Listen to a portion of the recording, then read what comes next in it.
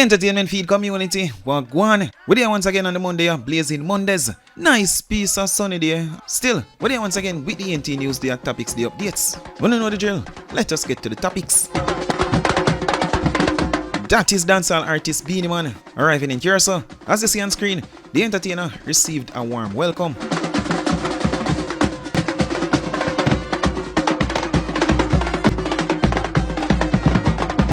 So the taxi man them out today a strike, and it don't look good with them on the police. I see a clip circulating, a clip that I certainly can't show on YouTube, so I'm gonna share it over on Instagram. You can just click the link in the description of the video or pin at the top of the comment section, and it will take you to the video. Taxi man and police at it. But you know what it go?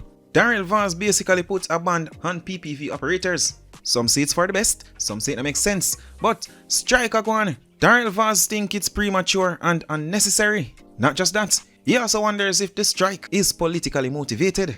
I'm fully aware of the misinformation and mischief that is being circulated among transport groups in relation to an all-island strike for 5 days. I've been in touch with the transport operators. There has been a statement issued by the ITA, the Island Traffic Authority, to indicate that the matter in relation to their merit points are under review by the committee, and there's a meeting scheduled for this week. So any action would be premature. I am calling on good sense to prevail. The matter has come to my attention and I am dealing with it appropriately, and it will be part of the review of the Road Traffic Act, which is to be concluded by the end of June. A meeting will take place this week specific to that issue, and as usual, consultation, consensus and collaboration are the order of the day. We got an update stating that Usain Bolt got injured. He was playing a charity match and got injured. Asafa Powell, yes, Asafa Powell, and send get well wishes to Usain Bolt. A little bit more than wishing though, but he shared a video of him doing a bit of exercise with the caption stating, "Doing a little warm up just in case I'm invited to come forth. Laugh out loud, Usain Bolt, get well soon." Yeah, people, tell me if I can come forth. Seems as if Asafa wants to be a part of Usain Bolt and Chris Gale's race. But the thing is, that race, it seems as if it was just a promo for the track and field event that took place at the National Stadium on June the 1st. And no, they did not race on June the 1st at the National Stadium. So Asafa, I don't think that race got happen.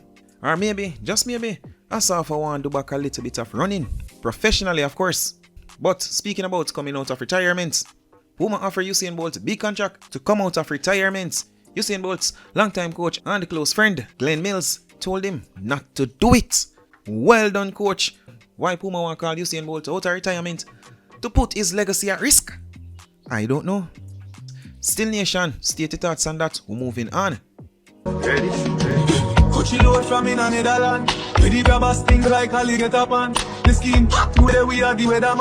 This is the power of AI.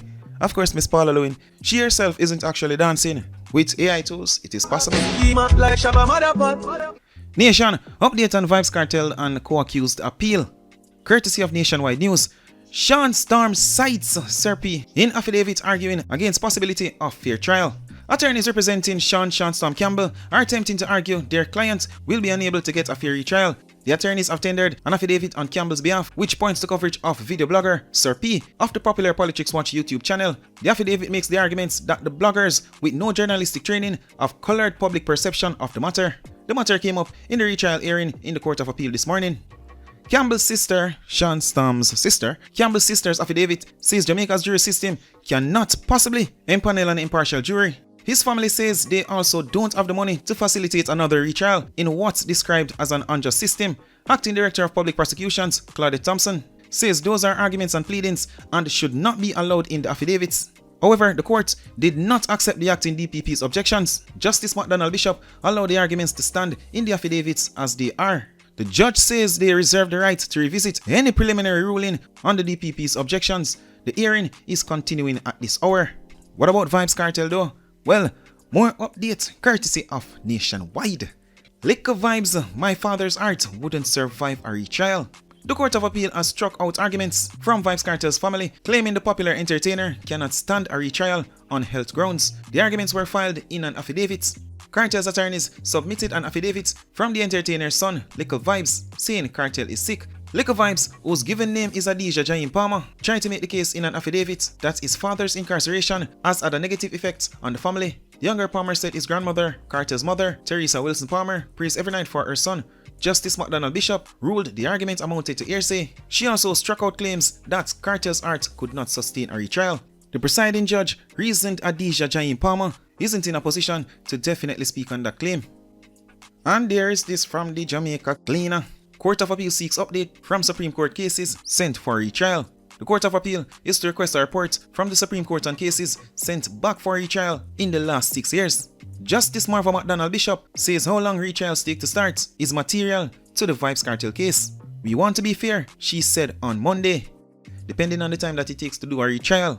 If it's too long, maybe a couple of months leading up to a year, maybe she will just grant Vybz Kartel's release. Or maybe, if the retrial is something quick, then she might just say, okay, let's go ahead with the retrial.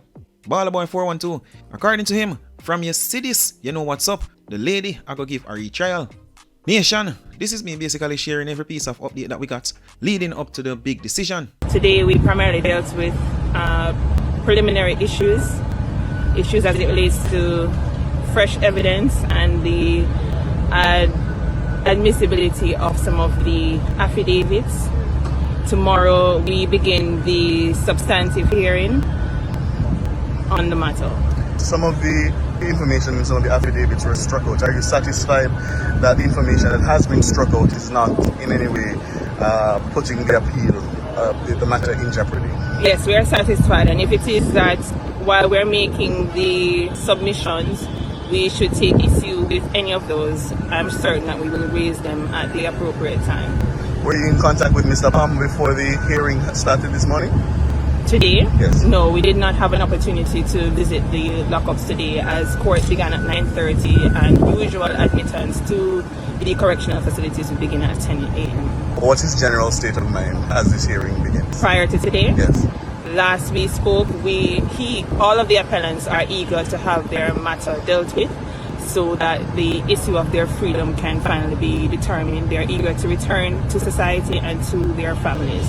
So we are endeavoring to ensure that that is attainable. As attorney, are you hopeful that this case will be successful? Very hopeful. We have put in a lot of work and a lot of time in preparing for the matter, and we are endeavoring to put our best foot forward in representing the men and vindicating them.